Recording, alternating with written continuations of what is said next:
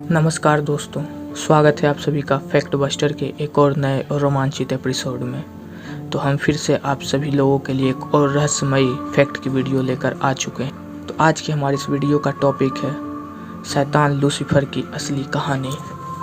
तो चलिए इस वीडियो को शुरू करते हैं और इस वीडियो के माध्यम से हम आपको इस कहानी के बारे में जानकारी देते हैं। इस पूरी दुनिया में दो ही सत्य हैं, ईश्वर और शैतान।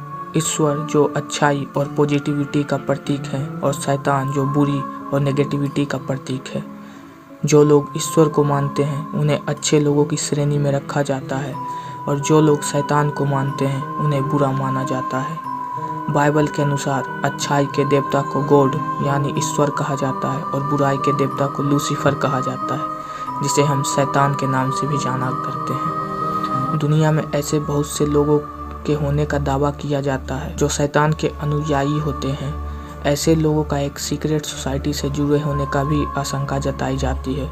इस सोसाइटी का नाम है इल्यूमिनाटी। इल्यूमिनाटीज के बारे में ऐसा माना जाता है कि यह शैतान लूसीफर को मानते हैं और लूसीफर के बताए सिद्धांतों का पालन करते हैं और बदले में लूसीफर उन्हें बेशुमार दौलत और शोहरत से नवाजता है। ऐसे लोग अपनी असली पहचान को छुपाए रखते हैं। ईश्वर ने इस सृष्टि का सृजन करने से पहले स्वर्ग का निर्माण किया और वहां रहने के लिए उन्होंने एंजल्स को बनाया। इनमें से मुख्य एंजल्स को आर्कएंजल्स का नाम दिया गया, जिन्हें ईश्वर के प्रचारकों में सबसे ऊंची पदवी प्राप्त थी। इन आर्कएंजल्स से प्रमुख आर्कएंजल का नाम था लूसीफर, जो बाकी के आर्कएंजल से सबसे ज़्यादा सुंदर, सबसे ज़्यादा शक्तिशाली और सबसे ज़्यादा बुद्धिमान था।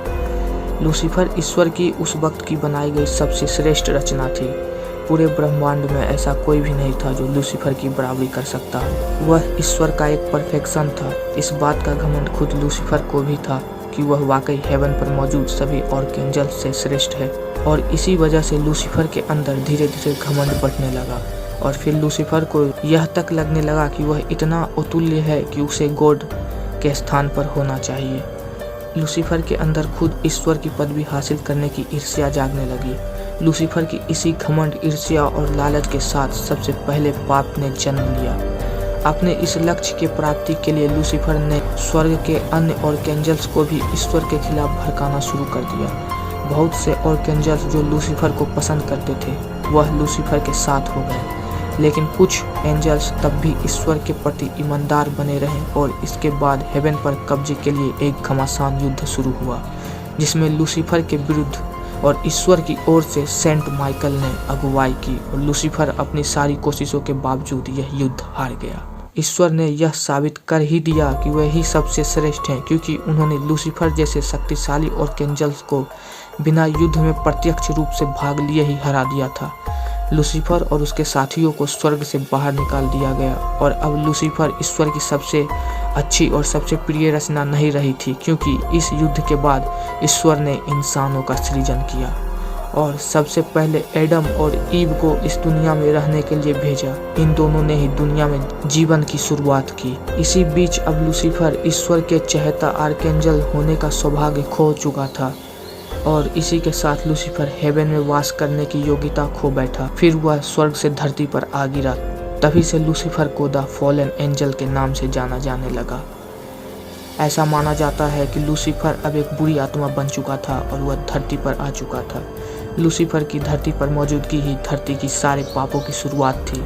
तभी से लूसीफर बुराई का देवता बन गया और अपने अनुयायियों को अपने बताए रास्ते पर चलने की सीख देने लगा। बदले में उसने अपने अनुयायियों को बेशुमार दौलत और शोहरत देने का वादा भी किया। तभी से लोग लूसीफर की पूजा करने लगे और इस दुनिया में बुराई का फैलाव बढ़ता चला गया।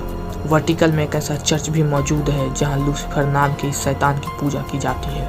लूसीफर की पूजा करने वाले यह लोग अपनी पहचान को छुपा कर रखते हैं। एक कॉन्स्पिरेसी थ्योरी यह भी कहती है कि लूसीफर की पूजा करने वाले लोग एक सीक्रेट सोसाइटी का हिस्सा है।